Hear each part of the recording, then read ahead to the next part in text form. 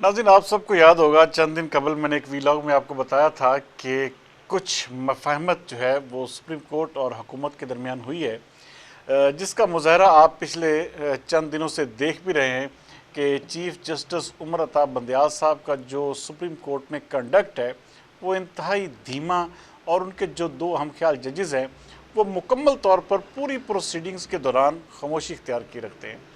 नाज़रीन, सबसे बड़ी बात यह है कि आज ख्वाजा साद रफ़ीक ख़ुद अदालत में पेश हुए और उन्होंने कहा कि जो 2017 से हमारे साथ सलूक रवा रखा जा रहा है, जो नाइंसाफ़ियाँ इस सुप्रीम कोर्ट से हमारे साथ हो रही हैं, इसलिए हम ये सब कुछ शक की निगाह से देखते हैं। नाज़रीन, मैं आपको कभी भी मेरी कोशिश होती है कि कभी भी गलत खबर ना दूँ, जो एक वैलिड और सॉलिड इन्फॉर्मेशन हो वो आप तक पहुँचाऊँ। हाँ, इसमें ऊंच नीच हो सकती है, ये हो सकता है कि अभी चीफ जस्टिस उमर अता बंदयाल साहब कोई सख्त 2-3 लाइनों वाला फैसला भी दें, लेकिन ये वो नहीं होगा कि जिससे पूरे मुल्क में भूचाल आ जाए, जिससे कोई ऐसा तासुर बने कि जिससे ऐसे लगे जैसे इमरान खान साहब को मुकम्मल रिलीफ दे दिया गया।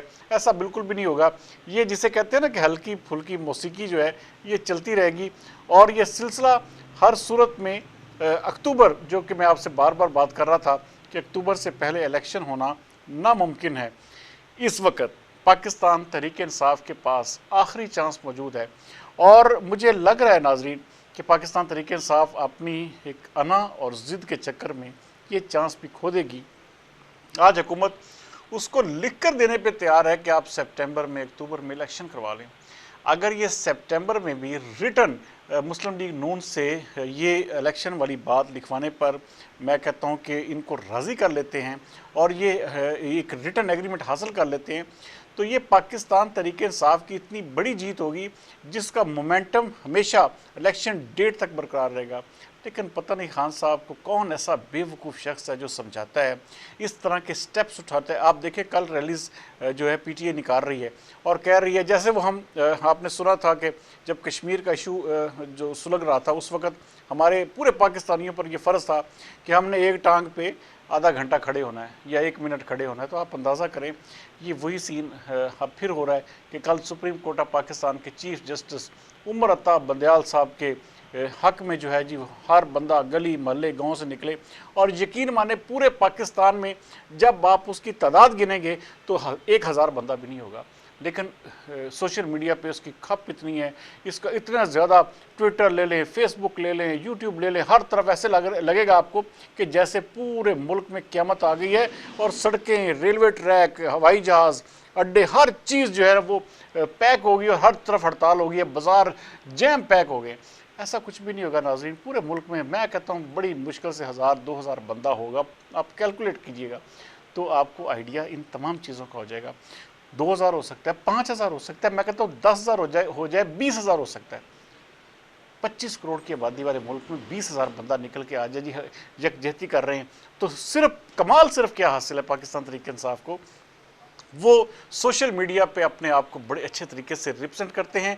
अपना ट्रेंड्स इतने ज़्यादा वो जिसे कहते हैं कि जबर किस्म के बनाते हैं, जो कि सीधे chief justice of Pakistan Umar Ata Bandial साहब के दिल पर ठा लगते हैं।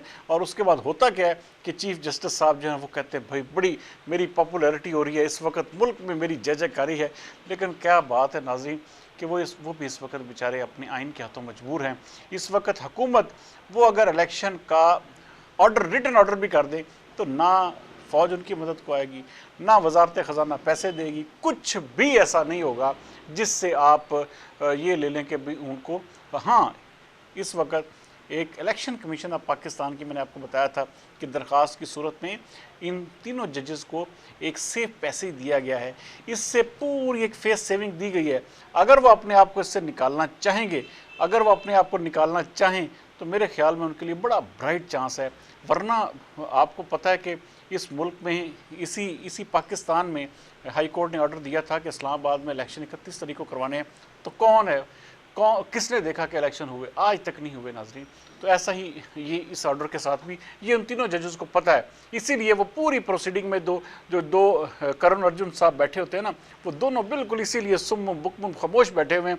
उनको पता चल चुका है कि हम लोग किसी भी सूरत में कुछ भी नहीं कर सकते। तो बहरहाल नाजरीन, आज उन्होंने अपने इसका इजहार भी किया। रिमार्क्स में उन्होंने कहा कि जी मैंने जी 100 मोटो लेने छोड़ दिए हैं। अब देखें जी, हुकूमत जो है, हम आइन की बात कर रहे हैं, हुकूमत हमारे साथ भी सियासत खेल रही है, तो ये हमें मायूसी हुई है। ओ भाई, ऐसे फैसले, आप ऐसी बातें क्यों करते हैं? आप क्यों सियासत में घुसते हैं? अपने आप को, आपके लाखों केसेस हाई कोर्ट में, लोअर कोर्ट्स में पेंडिंग पड़े हुए हैं, आप अपने उस निज़ाम इंसाफ की तरफ तवज्जो दें जिसके लिए आपको इस मसलत पर बिठाया गया है, ना कि आप सियासत दानों में घुसें, आप सियासी पंगे लें। आप इस तरह फिर आपके ऑर्डर्स के साथ यही गिनौना, ऐसे ही मजाक होगा। बहरहाल नाज़रीन, इस वक्त सूरत हाल जो है वो मैं कहता हूँ कि पूरी की पूरी पीटीआई के लिए बेहतर नहीं है।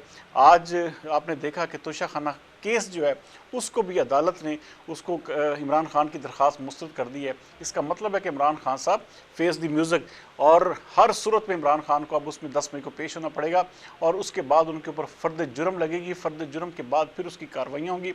जैसे आज JIT की टीम पहुँची, JIT वहाँ पर लाहौर उस्मान पार्क में पहुँची, और उन्होंने पूरे 2 घंटे इमरान खान से पूछगिछ की। अब इमरान खान साहब को सब कुछ बताना होगा, सब केसेस में पेश होना पड़ेगा। ये ऐसा नहीं हो सकता। अदालतें एक लिमिट तक उनको रिलीफ दे सकती थी, जो वो दे चुकी हैं। अब अदालतों के पास भी कोई चारा नहीं रह गया कि वो केस की तफ्तीश में अपने आप को पेश करें। तो बहरहाल इमरान खान साहब के बुरे दिनों का मैं अब ये कह सकता हूँ, अब असल में आगाज़ होने जा रहा है 10 मई से। 10 मई के बाद इमरान खान के गिर्द जो है वो घिरा तंग होना शुरू हो जाएगा, और आप देखेंगे आने वाले दिनों में कि इमरान खान को बड़ी हद तक मुमकिन है शायद महीना या 2 महीने रिलीफ मिल सके। उसके बाद ये तय है कि इमरान खान साहब गिरफ्तार भी होंगे, नाअहल भी होंगे, और फिर बहुत कुछ होगा। लेकिन मैं आज का प्रोग्राम ख़त्म करते करते आपको एक चीज़ आज भी मैं चाहता हूँ कि पाकिस्तान तहरीक इंसाफ बतौर जमात एक अच्छे तरीके से एग्रेसिवली, जिस तरह वो अपने तमाम अपोनेंट्स के साथ जिसे कहते हैं ना सलूक करती है, तो वो इसी तरह अपने आप को सियासी मैदान में इन रखे, और आज भी हुकूमत वक्त के साथ बैठकर इलेक्शन की डेट रिटर्न फॉर्म में ले। नाज़रीन, ये जो झूठी ज़िद है कि जी हमने जी हर महीने अगले जी 10 दिनों में 4 दिनों में आप असम्बली तोड़ दें, वो किसी सूरत में नहीं तोड़ेंगे। जब तक ये बजट नहीं देंगे वो मर जाएंगे। लेकिन किसी भी सूरत में ये मुमकिन नहीं है कि वो असम्बली तोड़ दे और इमरान खान साहब को कहें जी ये ले खान साहब, हमने आपको प्लेट में रख कर इलेक्शन दे दिया। ऐसा बिल्कुल भी नहीं होगा।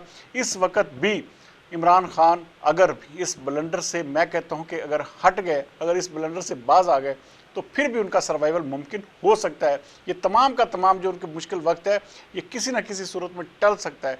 लेकिन अगर उन्होंने ये मौका भी खो दिया नाज़रीन, तो आप ये याद रखिएगा कि खान साहब इस सियासत, पाकिस्तान की सियासत का किस्सा पारी ना बन जाएंगे।